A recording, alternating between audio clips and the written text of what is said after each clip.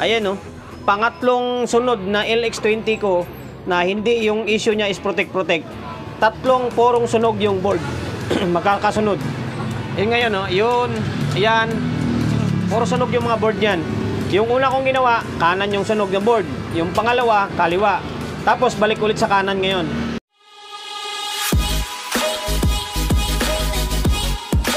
Welcome to my vlog. Ayan oh, bungad agad oh. Ayan, logo.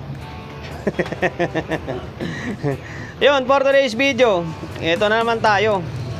Hingi na kagad tayo ng pasensya. Sorry kung ito na naman yung content natin. Pangatlong sunod na ito. Tatlong araw na sunod-sunod yung puro ace tayo. LX20. Baka sabihin nyo, ito pa rin yun ha. Isang video lang, hindi ha. Yan yung isa. Ayun yung isa. Tapos, yun yung karton na yan. Ito na yun. Yung may-ari naman ng dalawa na yun, magkasunod na yan, taga-Tondo yan. Dalawang taga-Tondo. Ngayon, ito naman, dito lang sa amin, drop by or walk-in lang. Ito na pala. So, ayun, balik. Putik na kwan. May kumuha ng unit eh. Putol tuloy yung vlog natin. Ayun, sabi ko, drop by or walk-in client. Pero malayo dito sa amin ha. Kahit na isang sakay pa. Taga-kwanto,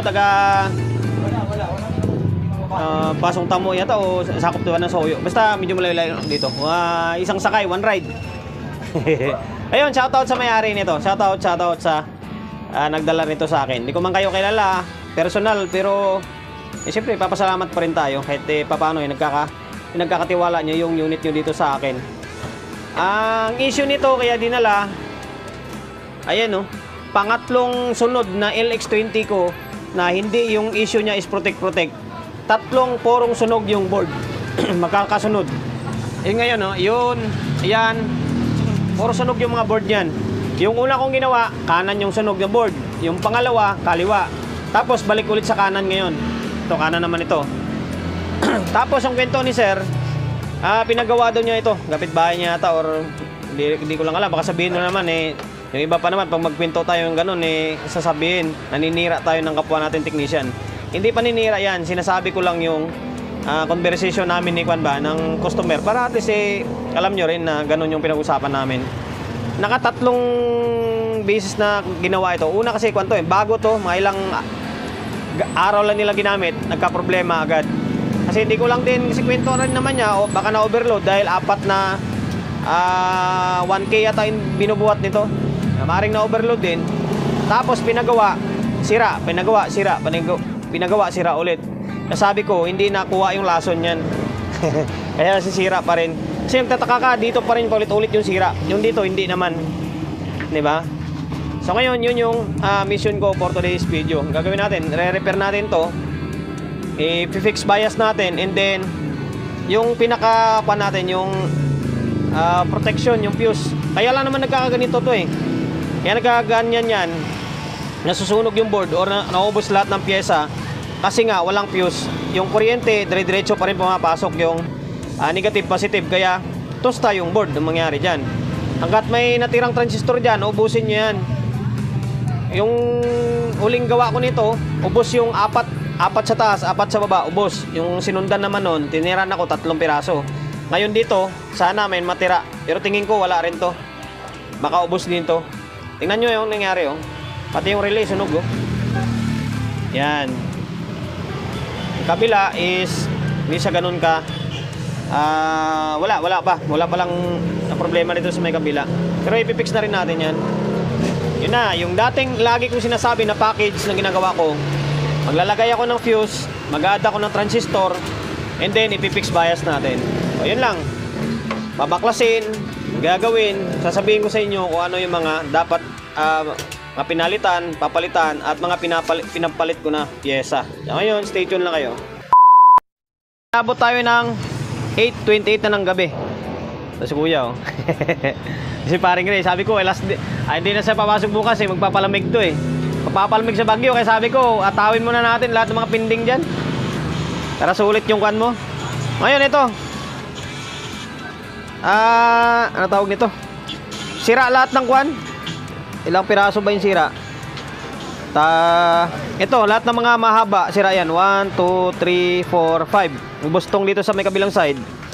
Tapos dito, Tatlo. Yan, tatlo. Yung mahaba na yan, yan yung mga sira. Tapos yung bloke, 1, 2, 3, 4, 5. Ayan, 8. 8 bloke yung sira. Tapos itong sa drive, katulad na din, common lang na kwanto. Laging ganitong sira niya. Yan. Yan na yung kwan. Tapos, i-kwan na lang to. I-testing ko na lang. Tapos, sasabay na siguro muna ito. Para hindi na umaba yung video natin. Papalitan ko na lang ito. Idadagdagan ko ng transistor and then mag-add na ako ng kwan. Mag-add ako ng transistor and then pipix bias na tayo. Ito naman, in term naman sa may power supply. Pagpasensyaan nyo na ako medyo awkward yung gawa ko ngayon. Naubusan ako ng fuse holder or fuse box. Bukas pa ako magpakiapo Bukas pa ako makamili. Kailangan kong tapusin to para iba naman yung gagawin ko bukas. Kahit ganito lang to, pero okay na to. Laking tulong nito. Yan Baka sabihin nyo, nakadikit yan Hindi yan. Sinungkit ko kasi ng kwan. Sinungkit ko ng malapad na kwan, na bagay. Kaya medyo nagkaroon ng kwan. Pero hindi nakadikit yan. Tapos, ito naman yung kabila Yan, rekta lang muna ang kwan. Sa may alambre lang muna na nakapal yan. Tapos, dyan lang, ininang lang. Pagpasensyaan nyo muna sir Pero okay yan, okay naman yun. Walang problema dyan. Importante is may fuse siya. Para iwasan yung ganitong mangyari Yan. Tapos, ayun na. Tapos kung ang gagawin nito, balik muna ako dito. Kasi gabing-gabi na, 8:57 na. Ito yung tunay na overtime. 9:26 ng gabi, mabilis ang vlog. Ito na yung kabilang channel. Nagdagdag na ako ng transistor. Ayan. Ito yung kabila. Natin baka mamaya baliktad to. Kasi 5200 nakahinang. Ayan. Huwag kalimutan mag-add ng kwan ng bloke na 0.33 or 0.25. Ayan tingnan mo, hindi nga nakahinang Hinangin ko lang ito and then ayan nakadagdagan na. Tapos naka-fix bias na siya Ito and then ito. Yan. Tapos yung ito na lang, susubok ko na lang ito kung normal na yung bias niya or may problema pa. So, tika lang kasi mamadali tayo. Mag-alas 10 na. Naibalik ko na yung mga kable. And then yung isa, ito, naka-fix na. Wala namang problema yung kabila Kaya diretso na yan. Ngayon, ito, susukatan natin. Tingnan nyo Sana, normal na. Yan. Nag-relay. Parehas. Buti buo pa yung relay niya. Kasi nasunog na yun Ito Pasensya na kayo medyo magalaw. Ayan halos na sa 0.3. Dito. Parehas na parehas Dito sa kabila. Ito lang bias dito. Ayun, meron pala. Kala ko wala. Wala, hindi nakahinang yun. Yun nga Hindi nakahinang yung kabila Buti nakabulb tayo Hindi nga nakahinang Kaya pala pag sinukat ko rito wala Yan talaga magmamadali ka. Pero dito meron normal na siya Ano Yan. Ngayon, ibabalik ko lang itong kwan. Putik na yan, kaya gabing-gabi na Babalik ko lang yung itching dito. Tapos ito, hinangin natin to. Buti, sinukat natin. Na-fix ko na yung dalawang board. Yan, ito na Nakatornilyo na yan. Yun, ang mga nasira is itong side na to. Ito, ubos dito. Bali, basta dami nang nasira dito Hindi ko na alas may paliwanag dahil ito, nagmamadali tayo. Yan, itong 5200 is ubos to dito lahat. Tapos may natira doon ng dalawa sa may negative. Ito OSA 1943 sa may kabila. Tapos sira itong mga drive nya. Tapos ano pa ba? Halin pa ba? Ayan, mga emitter. Tapos yung base nya, yung mga 10 ohm sunog yan. Grabe talaga yung pagkasira dito. Yan, tapos nagiging 5 pairs na siya. Tapos meron ng fuse kahit papaano. Ganyan yung pwesto nya, pero okay lang. Kahit papaano may protection yan. May kabilang side, ito, kumpleto na rin.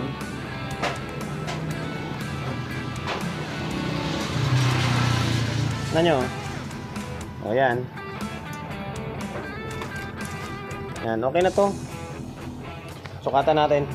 Bali, bukas ko na isa sound check ito kasi nakakaya na eh. Gabi na. Lipin mo ngayon, tao sa taas, boss.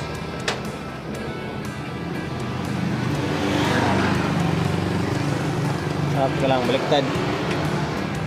Ano yun? Yan ito. Ano, point. Halos na sa point 3. Tapos dito. Ayan o, halos na sa pares sa kabila o. Yan, okay na ito. Ready to sound check na to. Bali, alanganin na 9:52 na ng gabi. Bukas na lang, basta bukas na lang natin. Day 2. Para hindi tayo may stress lalo. Day 2. Kasi kagabi, kuwan eh. Inabot kami ng alas 10 ni paring Ray. Ngayon wala siya. Ito lang yung kasama ko yan, yung isang G. Ito si Kuya Rodin. Hello my friend. Tumba ko na kayo ito. Yan, balik. Kulit, bayad tayo ng apa natin. Pang-allowance ni Bombay. Yan, inabot kami kagabi ng alas 10 pag repair. Nag-overtime kami ng todo para magampanan yung trabaho natin. Ito, kaya nahigal ako mag-testing kagabi. Pero okay na ito. Nakuha ko na. Na-repair natin ng maayos ito. Yan. Pahaging natin ulit. Ito yung board na wasak na wasak. Yan, okay na. Ngayon, may nakaload na speaker yan. Isang tweeter, isang bass. Hindi ko alam kung alin yung umaandar na bass dyan. Yan siguro. Kaya isang tweeter doon. Yung source natin is laptop lang. Kasi may mga tatapusin pa tayong gawa. Ito.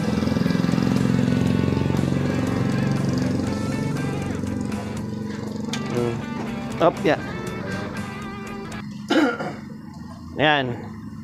Normal na siya, oh. Ito, Twitter.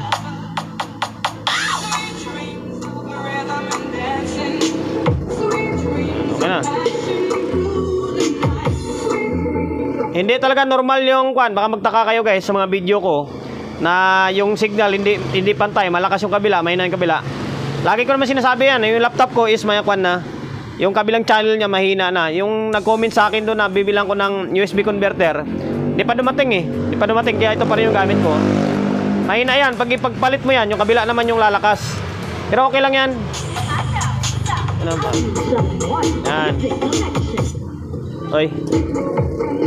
Kaya lang, nakabalb pala tayo. Ito 20 natin. Kaya lang ah. Ayan, naka 220 na. Yan, wala na yung laman ng bulb natin. Naka 220 na. Dito yung kable. Yan, bahala ka dyan. Okay na. May fuse na to ah. Medyo awkward lang. Kakabili ko lang ng fuse bulb ngayon. Ay, ng fuse bulb ng fuse holder ngayon. Pero okay lang yan. Kahit ganyan yan. Yan na.